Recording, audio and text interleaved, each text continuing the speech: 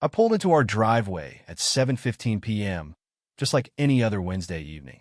The day had been one of those long, dragging ones where time stretches itself out until you're sure the clock is frozen.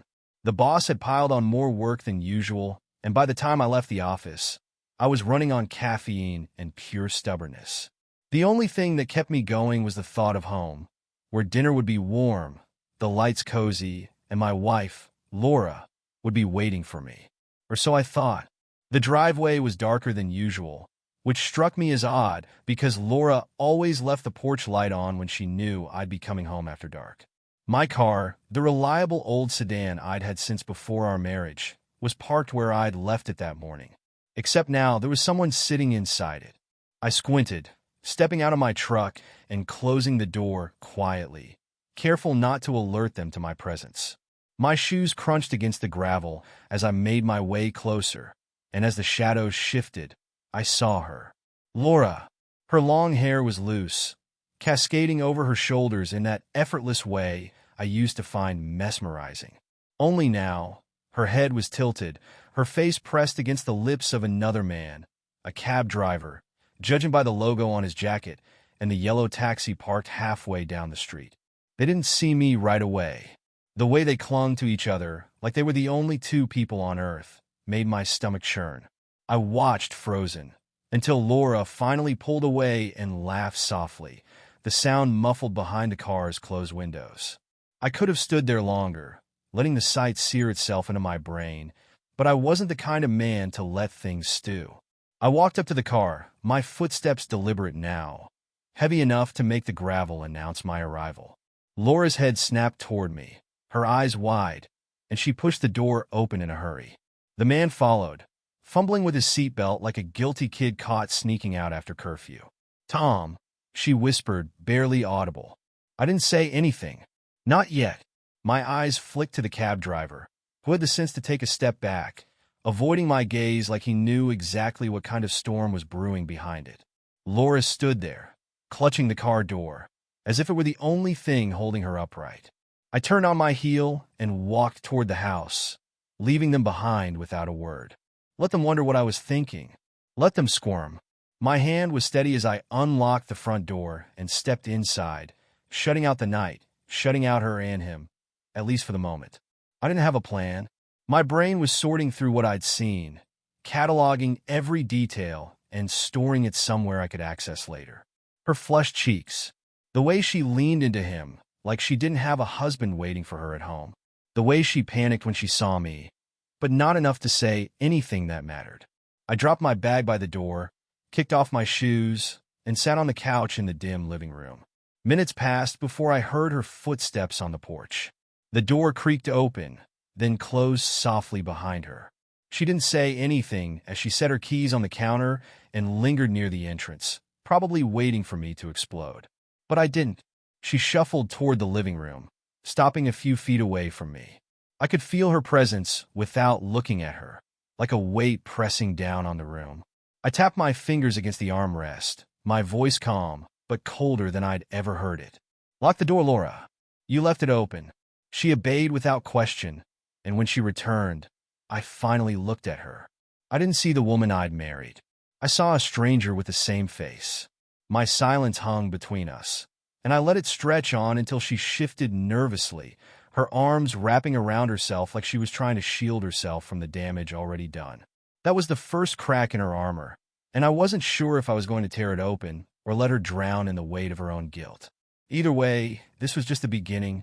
Laura stood there like she was waiting for a lifeline, but I wasn't offering one. Not yet. I leaned back into the couch, arms crossed, keeping my face as blank as possible.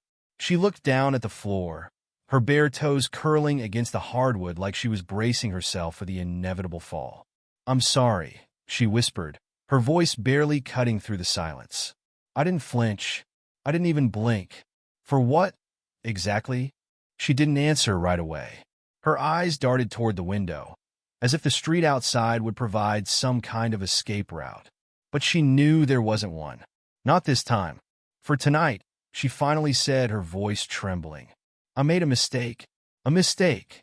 That word hung in the air, heavy and useless. People make mistakes when they forget to take out the trash or miss an important meeting. This wasn't that. And how long have you been making this mistake? My voice was calm, deliberate, but each word hit her like a blow. Her lips parted, but nothing came out. I could see the mental gymnastics she was performing, trying to figure out how much to admit, how much to hide. I waited, letting her sit in the discomfort, until she finally answered. A few weeks. Her voice cracked, like she hated the sound of her own confession. A few weeks. I let that sink in. While I was going to work, coming home, and living in what I thought was our shared life, she was sneaking around with a guy who probably smelled like cheap air fresheners and vinyl seats. The absurdity of it almost made me laugh. Almost.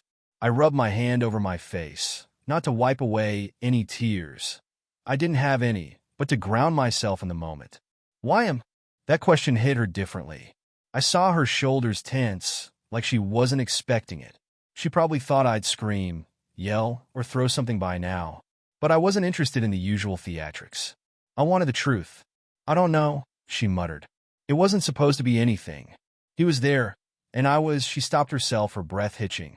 I was lonely. That word cut through me. Lonely. It carried a weight I didn't want to acknowledge, but there it was, right between us. She wasn't blaming me outright, but the implication sat there like an unwanted guest.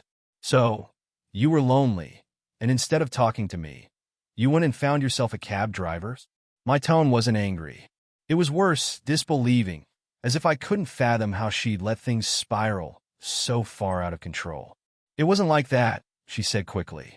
I didn't plan for any of this to happen. I stood up, not because I was leaving, but because sitting there was making me feel trapped.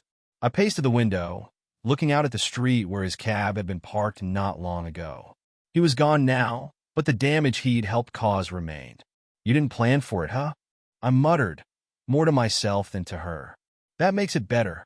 She stepped closer, but I could feel her hesitation, like she knew she was inches away from the point of no return. Tom, please, she said softly. I know I screwed up. I know. But I didn't mean for it to go this far. I don't even care about him. I care about you. Her words landed flat. I wasn't ready to accept them, and she knew it. Still, she kept going, her voice growing more desperate. Please. We can fix this. I know we can. I finally turned around to face her. Her eyes were red, her cheeks damp with tears she hadn't wiped away. She looked like a woman unraveling, but it didn't move me the way it once might have. I'm not interested in fixing something when I don't even know how it broke, I said. So, before you start begging me for forgiveness, why don't you explain to me how we got here? She swallowed hard, her lips trembling as she tried to put together an answer. But this time, I wasn't going to let her off the hook with vague excuses or half-truths. If she wanted to salvage what was left, she was going to have to lay it all out, every rotten detail. I stepped back and leaned against the wall, arms folded. I'm waiting, Laura. Her breath hitched again, and for a moment, I thought she might collapse right there on the floor. But she didn't. Instead, she took a step closer, her hands clenched in a fist like she was trying to hold herself together. Fine, she said, her voice steadier than before. You want the truth? You'll get it? I wasn't sure if I was ready for it, but at this point, there was no turning back. The room felt suffocating. Laura's breaths were uneven, but she held my gaze, determined to follow through on her promise. I stayed where I was, leaning against the wall like I had all the time in the world. The truth wasn't going anywhere, and neither was she. It started one night when you were working late, she said quietly. I took a cab home after dinner with a friend because I didn't feel like driving. It was raining. I was soaked, tired, and irritated. The cab driver was friendly. We started talking, nothing serious. I didn't even think twice about it. I raised a brow, unimpressed. Sounds innocent so far. What changed? Her fingers twisted together, as if she was trying to squeeze the guilt out of her hands. I don't know. The next time I took a cab, it happened to be him again. We joked about the coincidence. He remembered where I lived, remembered the conversation we had. He made me laugh when I wasn't expecting to. It felt. She hesitated, biting her lip like the words were poison. It felt easy. Easy. I repeated, the word tasting bitter in my mouth. Right? Because marriage is hard, so why not find something convenient? My voice wasn't raised, but the edge in it was enough to make her flinch. I didn't plan for it to happen, she said, her voice shaking again. I wasn't out there looking for someone to cheat with. But every time I saw him, it felt like an escape, like I could step out of my life for a little while and be someone else. Someone who kisses strangers in cars, I added coldly. Her face crumpled, but I didn't feel bad for saying it. She'd earned that one. It wasn't supposed to get physical, she whispered. At first, it was just talking, complaining about my day, about how distant you felt lately. I didn't mean to blame you, but it came out that way. And he listened. He didn't judge me. He just let you pretend you weren't married. I finished for her. She nodded slowly, tears streaming down her face. I knew it was wrong, Tom. I knew it the whole time, but it didn't feel real until tonight, when you saw us. And now I don't even know how to fix it. I pushed off the wall and walked past her, heading for the kitchen. I needed distance, even if it was only a few feet. She didn't follow me, but I could hear her sobbing quietly behind me, the sound filling the house like background noise I couldn't escape. I grabbed a glass, filled it with water, and took a long sip before setting it down on the counter. My fingers tapped against the cool surface as I thought about what she'd said. She wanted to escape, to be someone else. And she'd chosen a man who probably didn't know her favorite song, her dreams, or the way she snorted when she laughed too hard. He didn't have to deal with the reality of her, with the bills, the late nights, and the arguments over whose turn it was to do the dishes. He got the version of her that was light and carefree, the version I hadn't seen in years. I wasn't sure if that made it better or worse. So, what now? I asked, finally turning to face her. She had followed me partway into the kitchen, standing in the doorway like she didn't know if she was allowed to come any closer. I don't know, she whispered, her voice so small it was almost lost in the space between us. I don't want to lose you. You should have thought of that before you climbed into my car with him, I said. I wasn't trying to be cruel, but I couldn't help the way the words came out. She wiped her face with the sleeve of her sweater, her breathing ragged. Please, Tom, I'll do anything. Counseling, therapy, whatever it takes. I made a mistake, but I love you. I love us. Don't throw it all away because of this. I let her words hang in the air, letting their weight sink into me. Love. Us. She was talking like she hadn't already shattered those things the moment she made her choice. But part of me wondered if she believed what she was saying, or if she was just scared of the consequences. You know what's funny? I said, leaning against the counter. I didn't come home tonight thinking I'd be sitting here, listening to my wife beg for forgiveness. I thought I'd have dinner, maybe watch TV, and fall asleep next to you like everything was fine. But I guess that's the thing about life. It doesn't care about your plans. She took a step forward, her eyes searching mine for any sign of hope. It doesn't have to end like this. We can fix it, Tom. I'll prove it to you. I shook my head slowly. You're assuming I want to fix it. Her breath hitched like I'd slapped her. You don't? I didn't answer right away. Instead, I walked past her, heading toward the stairs. She called my name, her voice cracking, but I didn't stop. I needed time to think, and I wasn't going to find any clarity standing in the same room as her. As I climbed the stairs, her sobs echoed behind me, and I wondered if I'd ever be able to listen to that sound without feeling like I'd been punched in the gut. I didn't know what tomorrow would bring, but one thing was clear. I wasn't going to let her off the hook that easily. There were still questions she hadn't answered, and I was going to make sure she answered every last one of them. I didn't sleep much that night. The bed felt unfamiliar, as if her betrayal had seeped into the sheets and stained them with something I couldn't wash away. Laura hadn't tried to follow me upstairs after I left her sobbing in the kitchen. I wasn't sure if that was a small mercy or another sign of how broken we were. By the time morning arrived, the house was silent.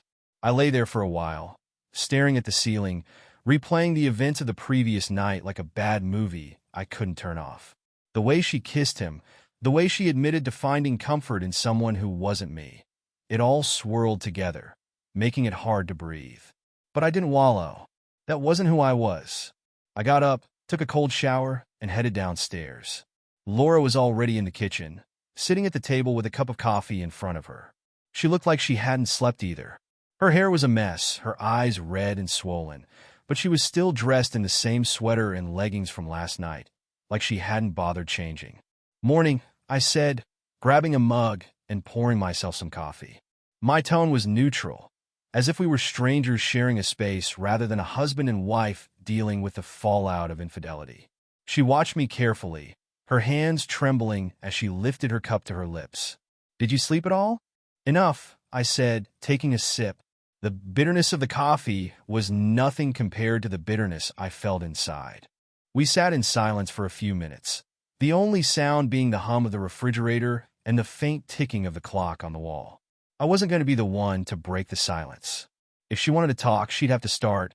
Finally, she set her cup down and folded her hands on the table. "I know you hate me right now," she said, her voice barely above a whisper. "I hate myself too." I didn't respond. I wasn't ready to offer her any comfort, even if she was drowning in her own guilt. She took a shaky breath. "I want to explain everything, Tom. Not just what happened with him, but everything I've been feeling. The things I didn't tell you before." I leaned back in my chair, crossing my arms. "Go ahead. I'm listening." Her fingers tightened around each other, her knuckles turning white.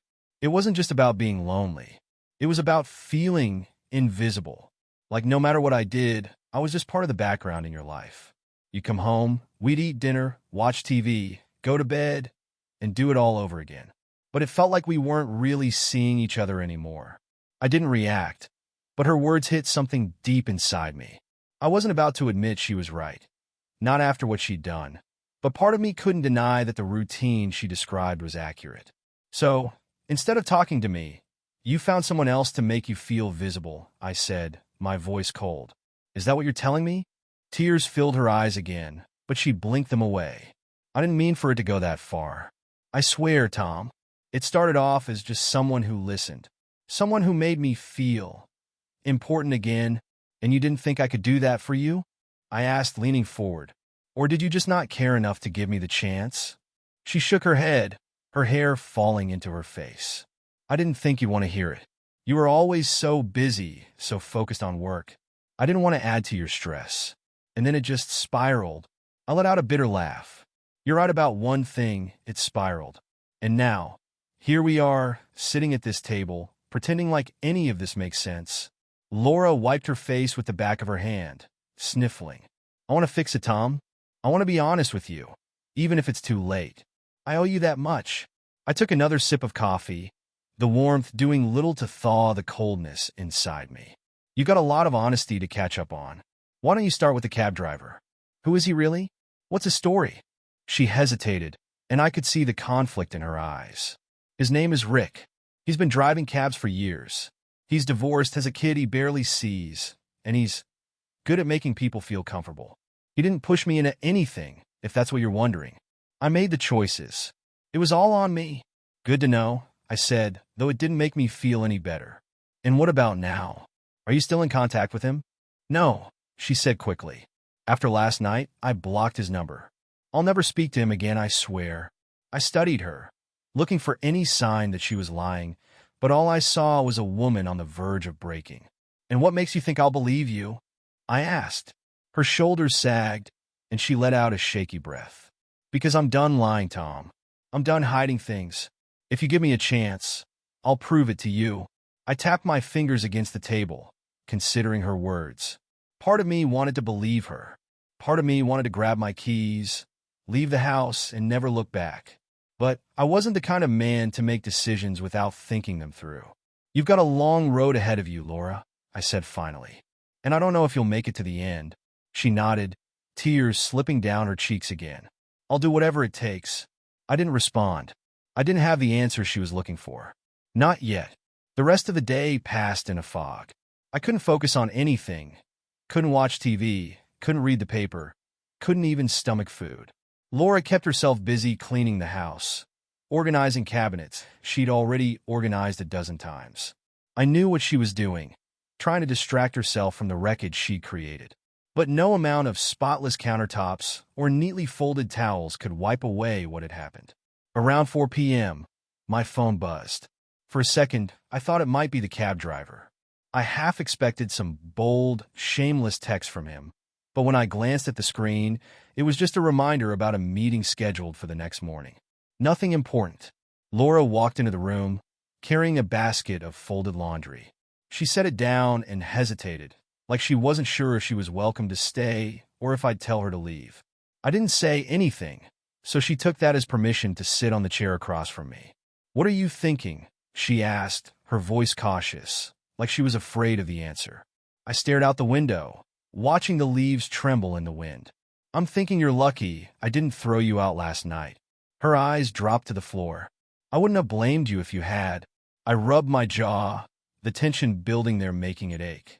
"The problem is, I don't know if you're sorry because you regret what you did or because you got caught." "I'm sorry for all of it," she said quickly, her voice cracking. "I should have talked to you. I should have told you how I was feeling instead of running to someone else. I know that now.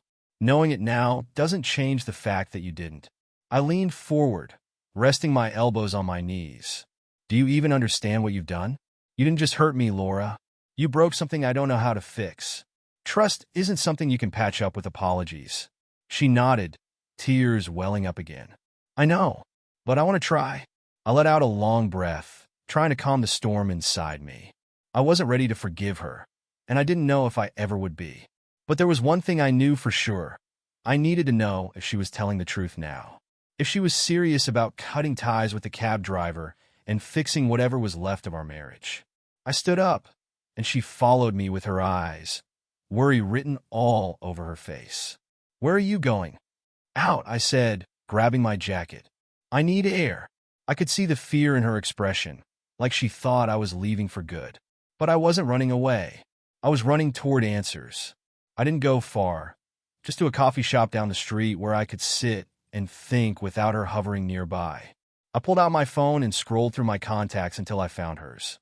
My fingers hesitated over her number, but then I typed a message. "Do you still have anything to hide?" I didn't expect a response right away, but less than a minute later, my phone buzzed. "No. Ask me anything, and I'll tell you the truth." I stared at the message, my mind racing. I knew exactly what I needed to ask. "When was the last time you saw him before last night?" Her response came quickly. 3 days ago. He picked me up after work. We didn't kiss, we didn't touch, we just talked. But I know it doesn't matter. I shouldn't have gotten into his cab at all. I clenched my jaw, fighting the urge to hurl my phone across the room. She was still volunteering information, which was good, but every new detail felt like another stab to the chest. "Did you ever go to his place?" There was a longer pause this time, and my pulse quickened as I waited. Finally, her reply came. "Once." I didn't stay long. We talked, and then I left. I swear, Tom, I didn't believe her right away. How could I? But I typed one final message. "If he calls you, if he texts you, or if you ever feel tempted to contact him again, what will you do?" Her response was immediate. "I'll show you the message, and you can be there when I block him again. I'll do whatever you need me to do." I put my phone down and stared at the coffee in front of me, the steam curling into the air like ghosts of the life I thought we had. I didn't trust her. Not yet. But she was saying the right things, doing the right things. The question was, would it last? I stayed there for another hour, thinking about how much had changed in just 24 hours. When I finally got up to leave, I still didn't have all the answers. But I had one thought running through my head. If she wanted to prove herself, she was going to have to pass every test I gave her. And I wasn't going to make it easy. I walked back to the house, the evening air cool against my skin. Each step felt heavy, like I was marching towards something I couldn't fully control. When I reached the front door, I paused, hand resting on the doorknob. Part of me wanted to turn around and keep walking, leave her behind, let her drown in the guilt of what she'd done. But the other part of me, the one that remembered the life we'd built, refused to give up just yet. I pushed the door open and stepped inside. The house was eerily quiet, the kind of silence that makes you think twice about what's waiting around the corner. I found her in the living room, sitting on the couch with her knees pulled up to her chest. She looked up as I entered, her eyes swollen from crying. "You're back," she whispered, like she wasn't sure I would be. "Yeah," I said, setting my jacket on the chair. "But I'm not here to make you feel better." Her breath hitched, but she didn't say anything. She knew better than to expect comfort from me right now. I sat across from her, leaning forward with my elbows on my knees. We're going to lay everything out, Laura. No more half-truths, no more excuses. I want the entire story, every ugly detail. If you lie to me now, it's over. Understand? She nodded, her hands shaking as she wiped her face. I understand. Good, I said, my tone ice cold. Let's start with the night you went to his place. What really happened? She took a deep breath, her gaze fixed on the floor. He asked me to come over after one of our conversations. I didn't plan to say yes, but I did. I told myself I wasn't going to do anything. I just needed someone to talk to. But when I got there, I realized how dangerous it was. I stayed for 20 minutes, maybe less, and then I left. I swear, Tom, we didn't sleep together. I studied her face, searching for any sign that she was lying. Her voice was steady, her eyes filled with fear, but not the kind of fear you have when you're caught. It was the fear of losing everything. And that was the only time you went there? I asked, my tone sharp enough to cut glass. Yes, she said quickly. After that, I knew it was getting out of control. I tried to stop seeing him, but she trailed off, her voice breaking. But you didn't, I finished for her. Because you liked the way he made you feel. Isn't that right? She nodded slowly, tears slipping down her cheeks. Yes, I let the silence stretch, letting her feel the weight of her own admission. What about last night? I asked. Were you planning on telling me? Or were you going to keep sneaking around until I found out some other way? She sobbed quietly, her body trembling. I didn't know how to tell you. I thought I could in on my own and fix everything before you found out. But I was wrong. I've been wrong about so much. I leaned back, running a hand through my hair. You didn't think you owed me the truth? I do, she said, her voice cracking. I do now. I see that. For a moment, I didn't say anything. I let her words hang in the air, heavy and suffocating. Then, I stood up and walked over to the window, staring out into the dark street. The same street where her cab driver had parked, waiting for her to betray me. You said you blocked him, I said without turning around. I did, she whispered. And if he tries to contact you again, you'll show me? Yes. I turned back to face her, my gaze cold and unrelenting. This isn't going to be easy, Laura. You don't just get to apologize and expect things to go back to normal. If you want to fix this, you're going to have to work for it. And even then, I don't know if I'll ever trust you again. I'll do anything, she said, her voice raw. Anything you need, Tom. Just don't leave me. I watched her, wondering if she truly understood the depth of what she'd done. Trust wasn't something you could rebuild overnight, and I wasn't going to pretend otherwise. I'm not leaving, I said finally, my voice steady. But this isn't forgiveness. Don't confuse the two. She nodded, tears still streaming down her face. I won't. I promise. I walked past her, heading for the stairs. We'll see if you keep that promise. As I climbed the stairs, her sobs echoed behind me. But this time, they didn't shake me. I wasn't the man I was last night, blindsided and vulnerable. I was something different now, colder, more cautious. I wasn't going to let her or anyone else take advantage of me again. When I reached the bedroom, I sat on the edge of the bed and stared out the window, the moonlight casting a pale glow across the room. I didn't know what the future held, but one thing was clear. This wasn't the end of the story. It was only the beginning of a new chapter. One where every move she made would be under my watchful eye. One where her promises would be tested again and again until I was sure of whether they meant anything at all. And if she failed even once, there wouldn't be another chance. I wasn't the forgiving type. Not anymore.